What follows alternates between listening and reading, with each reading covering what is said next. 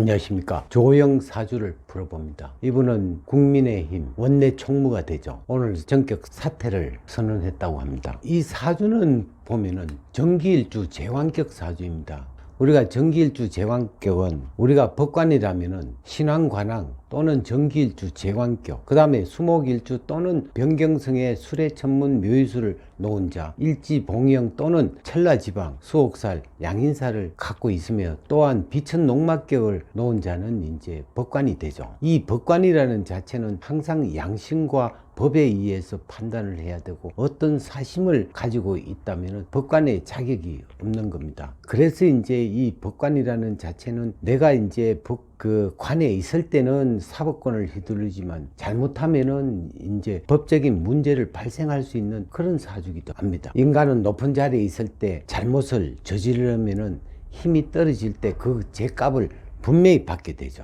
일단은 높은 자리에 있을 때 그 높은 자리에 올라가면은 남에게 해를 끼치는 어떤 부분이 되니까 경주의 채부자는 절대로 벼슬을 진사 이상 하지 말라는 법칙을 그 가훈으로 정해 나왔습니다. 그것은 배고플 때 밥이 생각나고 밥 먹고 나면은 앉고 싶고 앉으면은 눕고 싶다는 것이 사람 마음이기 때문에 본인이 어떤 높은 자리에 있으면은 그 자기도 모르게 남을 해치게 된다 해서 그 해치는 것은 분명히 이 후대에 어떤 벌을 받게 돼 있다는 거죠.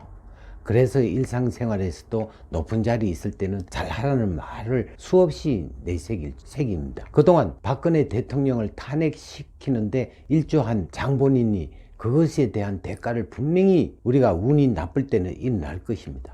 탄핵을 시켜 나라가 엉망인 것을 그에 대한 대가를 받아야 합니다. 책임이 전혀 없다고 할 수는 없겠죠.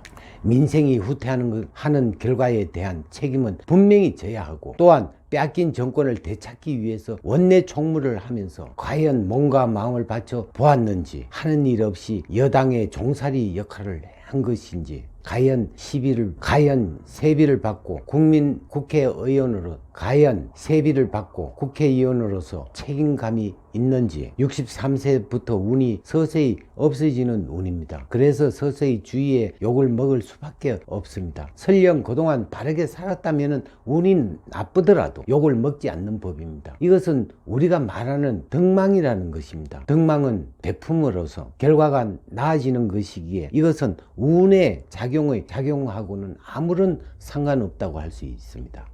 장수 중에서도 지덕체 중에서도 우리가 덕장이 최고라고 하는 것은 모든 사람들이 잘 알고 있습니다. 그러면은 실전을 놓고 한번 풀어보겠습니다. 자, 이 사주는 이제 정기 일조 재관격이 되죠. 자, 이 자하고 축이 이제 재가 되고, 자, 묘하고 미가 이제 관이 돼요.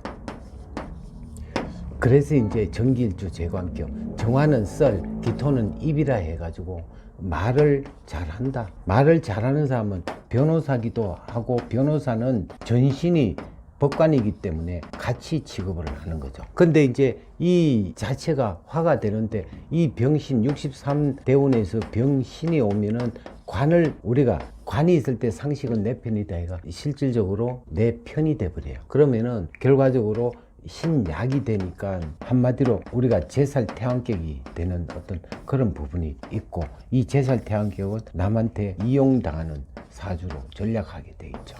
그래서 이제 지금 모든 중심된 그 부분에서 자기가 잘해야 된다는 것은 우리가 하나의 지나보면은 하나의 교훈이 될 것입니다.